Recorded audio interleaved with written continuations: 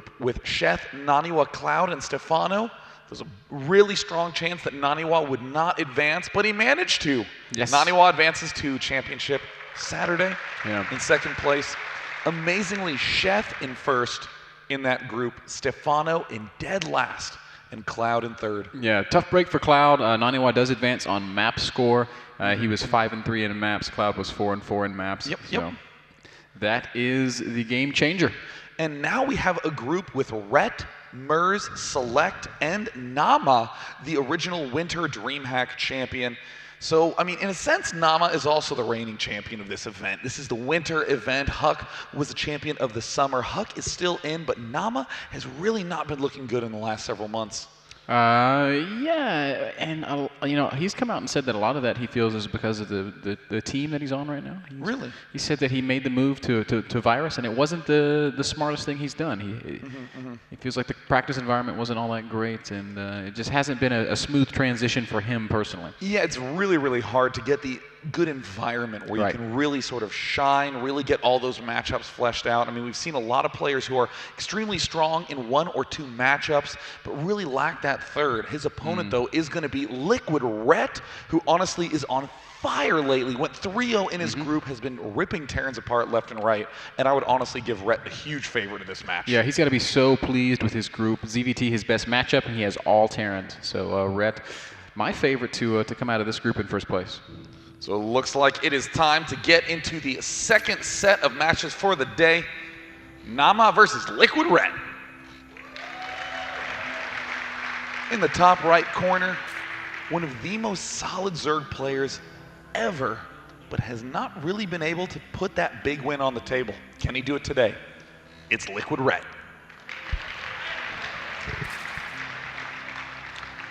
And his opponent over here in the top left-hand corner of the screen, the blue Terran player, Naama. And yeah, like you said, Sean, Rhett has been pretty devoid of huge wins. He did get first place in the European BattleNet Invitational some months ago, but really that's the only... Wait, no, he won Assembly. I mean, he's won Assembly. Yeah, but that was a while ago. It's been some time since he's kind of been showing top form Rhett. I mean, it's very weird to see things like his results at MLG. He'll be in a group of death, and he will push every single opponent to the brink and narrowly lose 1-2, causing him to, of course, get eliminated from the event. But it's never really gotten the results that I think is in line with his skill level. Yeah, and, you know, and I was talking to him. He was at MLG Providence, and I was having a nice discussion with Rhett. He's one of my favorite people to talk to because he's so intelligent. About 6-8 months ago, Rhett said, "This game is too volatile. I'm just going to blindly play a certain way because that's what you have to do, and if you get countered, that's the way it is." But I talked to him at Providence, and he said, "You know what? I realized that you can use speedlings to scout, and then sometimes you see something that you can react to." So his play has been developing. Yeah, you know, I think that Rhett does like those overpowering victory-type feelings and goes for those quite a lot. But when players are getting better and better and better, you can't really rely on that style. You have to get these very fragile wins with these very thin advantages you're going for. And Rhett's really been exploiting that with the nice counterattack timings. Now, what I'm most interested to see is how Rhett opens up. He has been doing tons of crazy switches in the opening stages of the game, sometimes getting 3 queens, sometimes delaying this gas, but it looks like he will be getting the fast lane speed. Yes, hatch gas pool for Rhett. He's not going to be able to start his speed right away, but he'll be able to get it going here very shortly. On Naama's side of the map, he does have a gas opening reactor on that first barracks, so very possible that he'll be making some Hellions. Well, this is kind of a weird opening. We don't really see a factory thrown down yet. I think Naama might just be going for a command center follow-up to this. Okay. But still somewhat of an uncommon play. There's the command center plopping down right now. Naama, I really have not seen much of in recent months, and I don't think it's due to his inactivity. I just don't think he has really been performing very well in online cups or even offline events. Yeah, he's. I haven't been seeing much of his play either. I mean, he doesn't seem to be participating in all the online cups that are so common here in the European scene. We do see that factory going down now for down now for Naama as he is reacting out a couple of Marines. Rhett with some lings in the center of the map, going to just spot Naama here, a little stutter step action. Ooh, nice micro by Rhett. Rhett doing a great job just trying to pick these Marines off. Not going to let the stutter step do too much damage. Naama is going to do the run around to try to keep those Marines alive as long as possible, because Naama actually hasn't had this barracks with reactor up very long, just now getting back up to that pair of Marine count. We see that Liquid Rhett has pulled no drones at all off gas. Really, really wild. Could be a couple of things. He might just want a super, super fast layer, but he might also be thinking about some high economy Baneling play. Yeah, I love Rhett's ultra-fast Spire play. There, he now has enough for a layer, and look at that, right off the bat, ending up getting it. We have him taking both his queens, devoting them to that creep spread right off the bat, another one of his trademark plays. And this is a really interesting twist. We are seeing Naama get 2 reactors up, Hellions and Barracks and a starport. I do think that we're going to see an aggressive drop play at this backside. Oh, yeah, that could absolutely be the case. A little bit of elevator action. I guess it's not technically an elevator on Tal'Darim because there's not a high ground base, but still a little bit of unit shuttling going to take place. And it looks like Rhett poked in, saw exactly what was coming, but again, this is a weird, weird way to play. You end up doing a lot of damage with your initial Hellions and Marines, but without any tech labs, you are way behind on your upgrades. Yep, a couple of Hellions trying to poke around the natural expand of Rhett. Not really killing anything and getting ushered out before they go down. Single Spine Crawler as the defense mechanism for Rhett. He's adding gases, his layer is finishing up, and we will be seeing that Spire go down in just a couple of seconds. Rhett loves having this ultra thin defense. It's less the speed at which he gets the Mutalisks out and more the number of mutas. Notice that he has literally no gas after building that Spire. Drops right down to about 12. And then when the Spire is done, he still won't be able to make much more than 4 or 5. Yeah, that's correct, and he's going to have to just use those mutas to establish a little bit of map control and then slowly snowball up that Mutalisk number as he gets more and more out and starts to play that big muta style that he's so fond of. Just continued Hellion pressure here from Naama.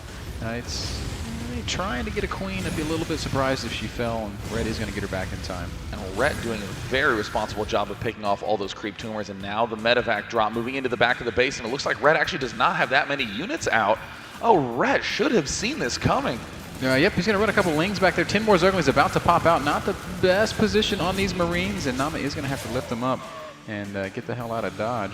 Rhett actually pulling a couple drones off gas accidentally there. Needs to get them back to work as that Spire is finishing. Oh, Hellions! It looks like he hasn't really killed off too many yet, and there they're starting to run, and they are lining up, and he is doing so much damage to this worker line.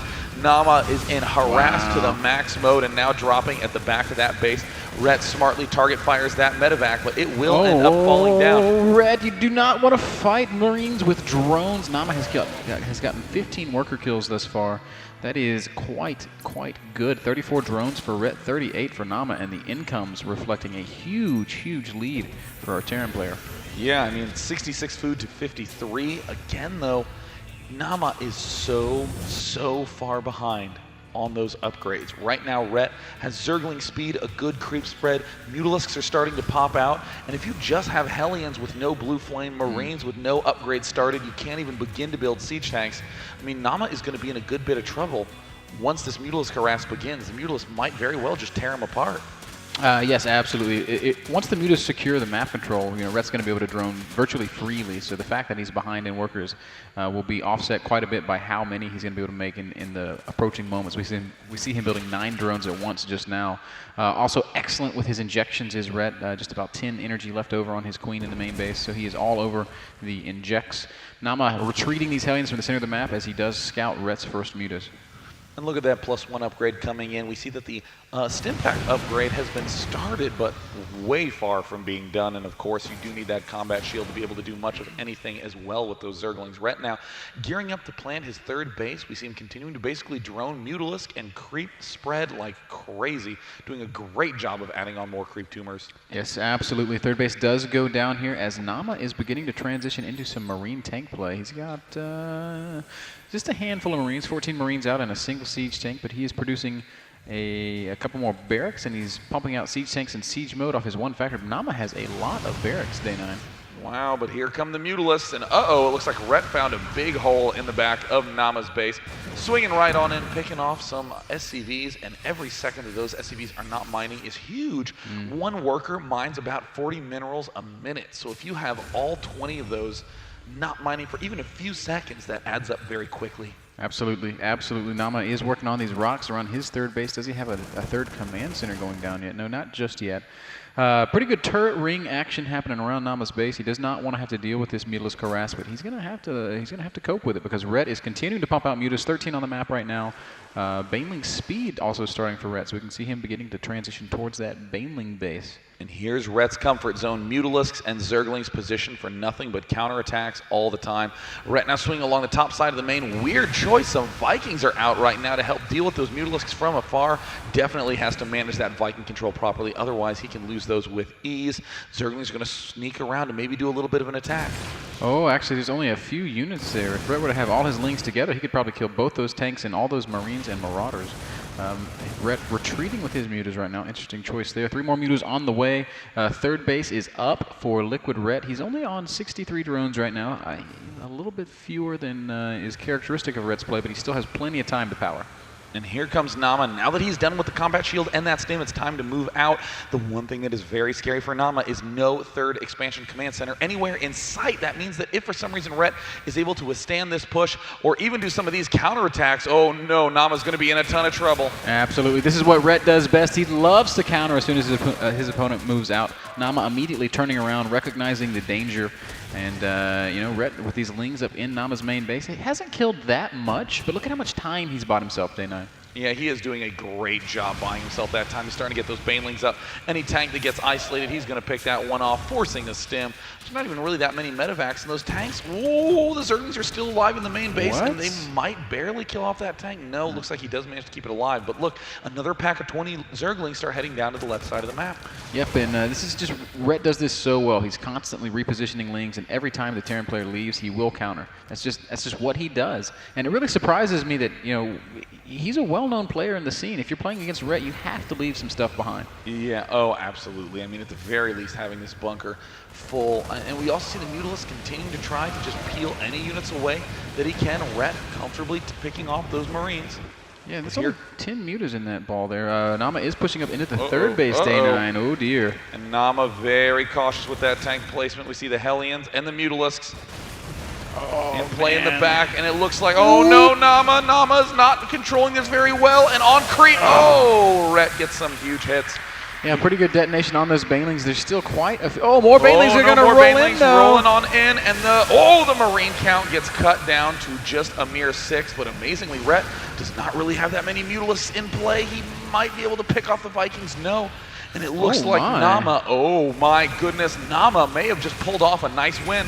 Oh my, Rhett's in quite a bit of trouble here. He's down to just 5 Mutas and 25 Zerglings against what is a pretty scary-looking Terran army here. 4 siege tanks, 31 Marines with some Hellion and Marauder support as well. Rhett is trying to hammer out more Mutas, Banelings, and Zerglings, but I don't know that he has the time. He is going to lose this third base. He's taking a new third down here at the, I guess, 3 o'clock position. But this is slowing down his economy substantially. Naama is kind of doing a 2-base all-in. He has no third command center, so he really needs to make something happen with this army. Yeah, no third and no real opportunity to take a third either. I mean, Naama has incredible macro moving forward with a gigantic force. Naama should actually retreat back, join up with this big Marine tank force, and then go in for a killing blow. Rhett at this point in time desperately needs to get some kind of standing army up. Yes, indeed. Basically just producing Zerglings right now, and I think he's saving that gas so we can make a bunch more Banelings, which makes a lot of sense the way I see it at least. Oh, nice positioning here by Rhett, but there's just so many units here for Naama, and more Mutas are going to fall. Naama has managed to join his 2 groups of units, so now he has a very terrifying army pushing into Rhett's creep. Oh, that is going to be the one way that Rhett can possibly pull a win here if those Marines stay clustered. And the siege tank shots are not too good.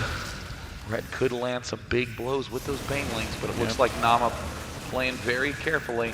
Yep, stimming quite a bit is Naama, and Rhett is going to roll out and go for it here. Can Naama split up the Marines like he needs to? This is pretty Oh, wow. Some huge hits with the Banelings, and Liquid Rhett may have done the miracle and held off this push for now. No, just a handful of Marines might barely be enough. See you later, tanks. Rhett manages to barely stay in this game. Yeah, every tank falls. There is finally a third command center completing for Naama. And Rhett, he's on 3 bases, but he's only mining from 2 of them. And Naama has he is going to back it off, it looks like. But wow, look at all these Marines. Day 9 Naama is macroing incredibly well. I mean, he got so many barracks so early on and is just continuing to be true to that macro style.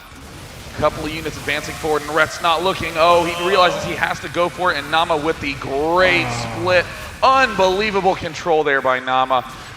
Rhett walking drones. Oh, the drones move where they should not. Zerglings in fairly high numbers, not nearly enough. Naama with the 1-1 Marines.